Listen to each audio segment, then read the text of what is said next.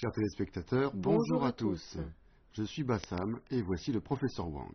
La dernière fois, nous avons appris des mouvements de Nunchaku et aujourd'hui, nous allons réviser tout ce que nous avons appris jusqu'à présent.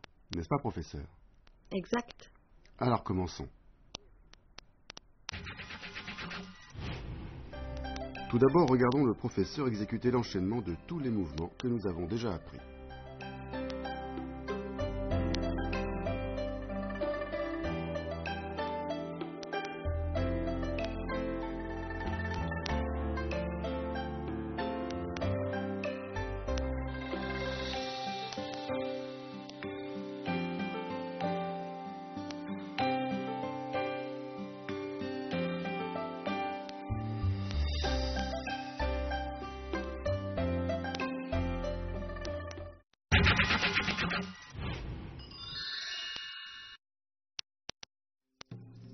Pour le blocage sous le bras en position arc et flèche, le jeté du bâton B se fait avec le bras parallèle au sol.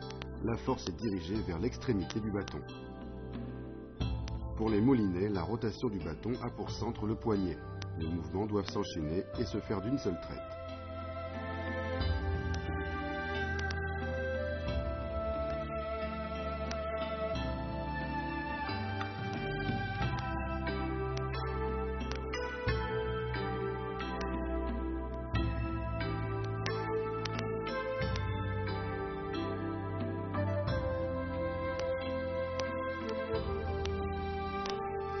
Pour fouetter vers le haut en position du pas vide, la main gauche vient saisir le bâton B sous l'aisselle après le coup de fouet vers le haut.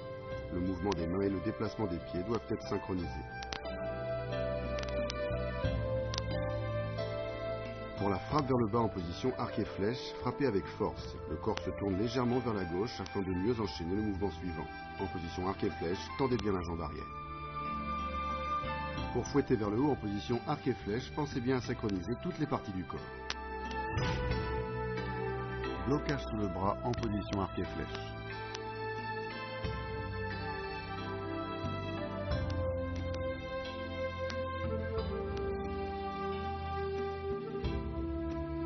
Fouetter vers le haut en position du pas vide.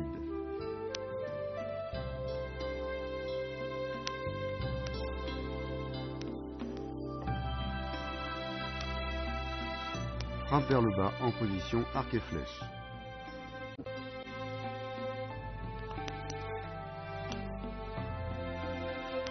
Fouetter vers le haut en position arc et flèche.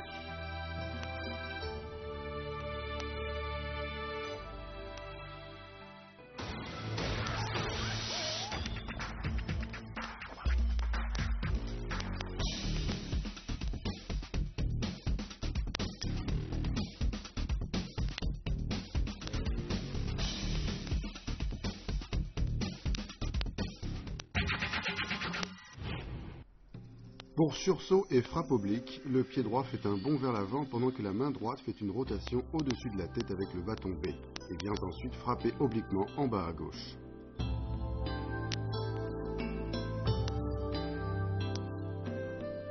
Pour l'aigle déploie ses ailes, le corps pivote à 360 degrés vers la droite et l'on prend la position demi-cavalier.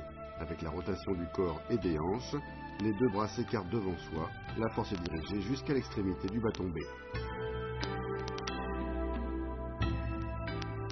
Pour l'hégémon fait du tambour, la main gauche saisit le bâton en saisie inverse et balaye horizontalement. En même temps, les deux pieds sautent et le corps pivote d'un demi-tour.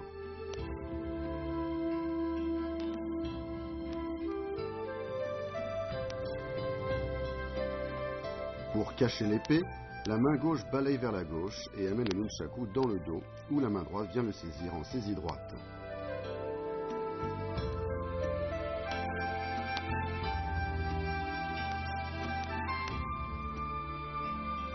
Pour la frappe vers le bas en spirale, le corps pivote vers la gauche après le saut.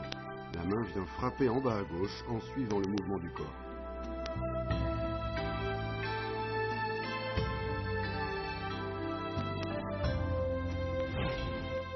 Sursaut et frappe oblique.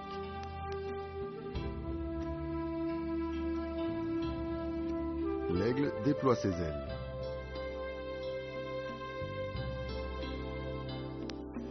L'hégémon fait du tambour.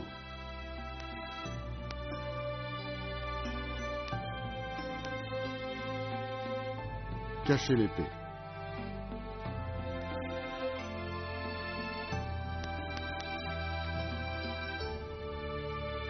Frappe vers le bas en spirale.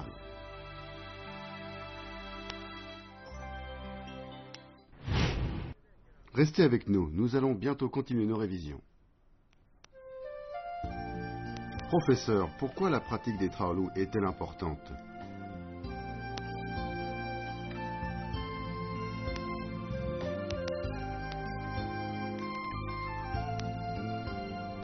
Les formes ou taolus sont créées en fonction des nécessités du combat réel. Déplacement, attaque, défense, fluidité d'enchaînement, utilisation de la force, maîtrise dans la répétition. La pratique contre un adversaire invisible doit être authentique et chaque mouvement irréprochable. Une fois naturelles, ces techniques peuvent être expressément travaillées et personnalisées dans une recherche d'excellence et de perfectionnement technique intégral.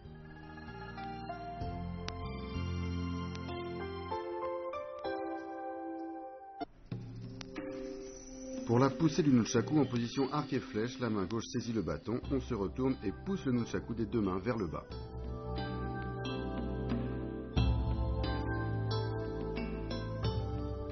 Pour le nunchaku dans le dos en position du petit T, prendre d'abord la position du petit T en ramenant le pied gauche vers l'avant. Les deux mains saisissent les bâtons, la main droite se dirige vers l'intérieur et le bâton pivote vers l'extérieur du bras, la chaîne du nunchaku est tendue.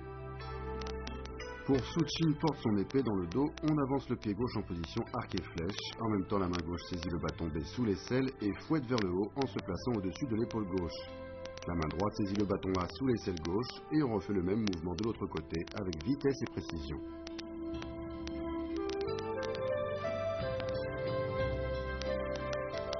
Pour la frappe vers le bas en reculant, le pied droit recule en position du pas vide. En même temps, la main droite frappe vers le bas avec force et vitesse.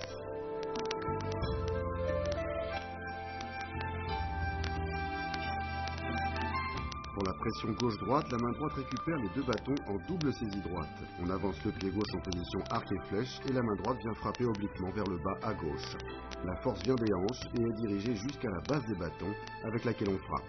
Dans le même temps, la main gauche vient en protection devant l'épaule droite. On refait ensuite le mouvement de l'autre côté.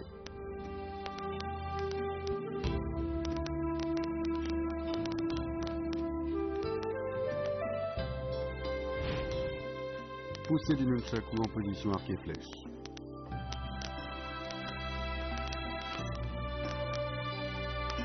Nunchaku dans le dos en position du petit T.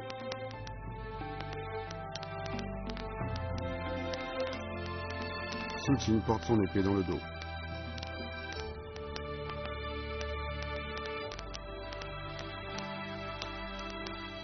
Frappe vers le bas en reculant.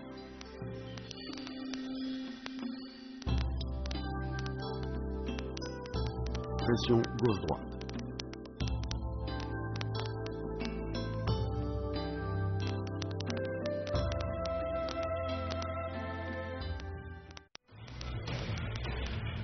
Le nunchaku ou bâton à deux sections est une arme particulière et fascinante. Rapide comme l'éclair et tranchante comme une lame, elle a été popularisée par les films de Bruce Lee.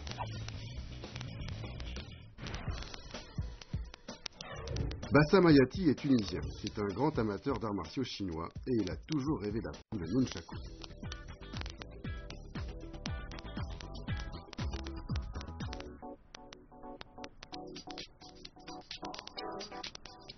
La pratique du kung-fu apporte énormément. Cela enseigne tolérance, respect, persévérance et confiance en soi. On sait tous que Bruce Lee, dans ses films, faisait souvent usage du nunchaku. Il le maniait avec aisance et une grande habileté. Le maniement du nunchaku est beau à voir. Cela peut être un art de démonstration, mais c'est aussi et surtout une arme de défense. Wang Jianhua est professeur de Wushu. Elle enseigne les arts martiaux à l'université. Le nunchaku est une arme courte non conventionnelle, son maniement est rapide et dangereux. En situation de combat, le nunchaku permet des frappes distantes et améliore l'habileté. La pratique du nunchaku permet donc de se protéger tout en se renforçant physiquement.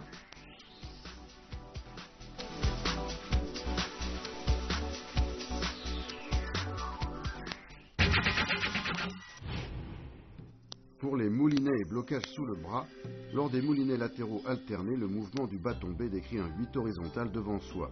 Attention à la fluidité d'enchaînement et à la synchronisation des mouvements.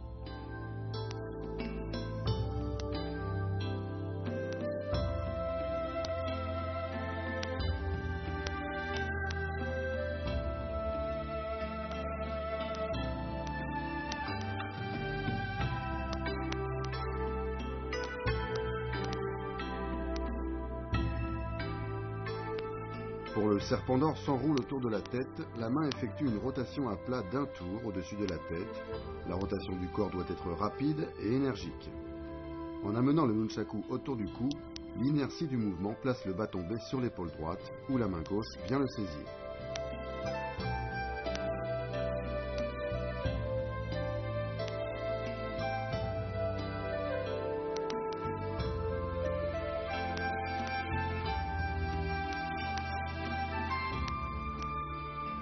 Pour cacher l'épée, le corps pivote sur lui-même. Les pieds gauche et droit s'avancent tour à tour, en position demi-cavalier. Dans le même temps, la main gauche fait un balayage et place le nunchaku dans le dos, où la main droite vient le saisir.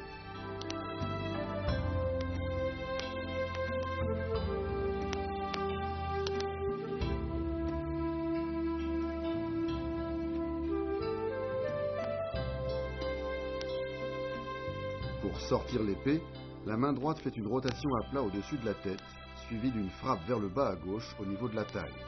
Ensuite, par un mouvement de ressort, la main gauche récupère le bâton B, la main droite vrille et monte au-dessus de la tête, le dos de la main vers le bas, en position de blocage au-dessus de soi, avec la chaîne tendue.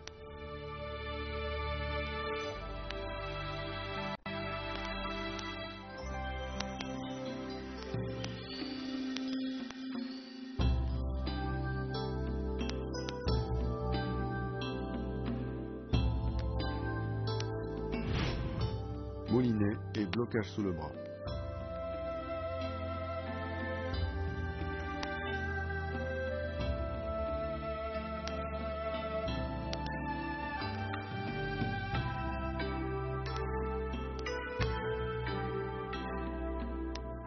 Le serpent d'or s'enroule autour de la tête.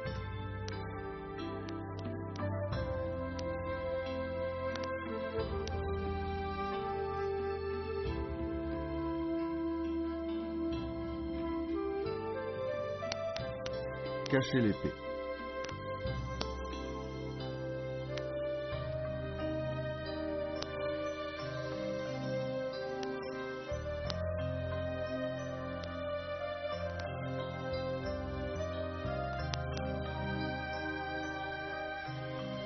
Sortir l'épée.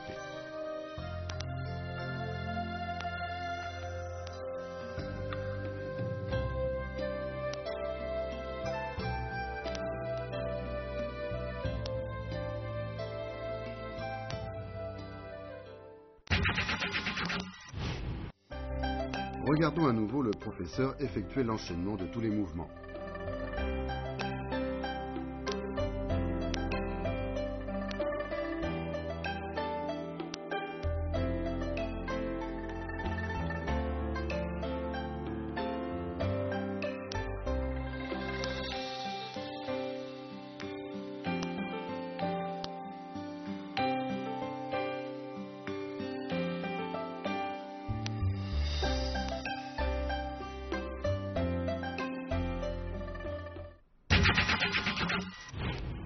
Chers téléspectateurs, j'espère que vous avez bien révisé tous les mouvements d'aujourd'hui.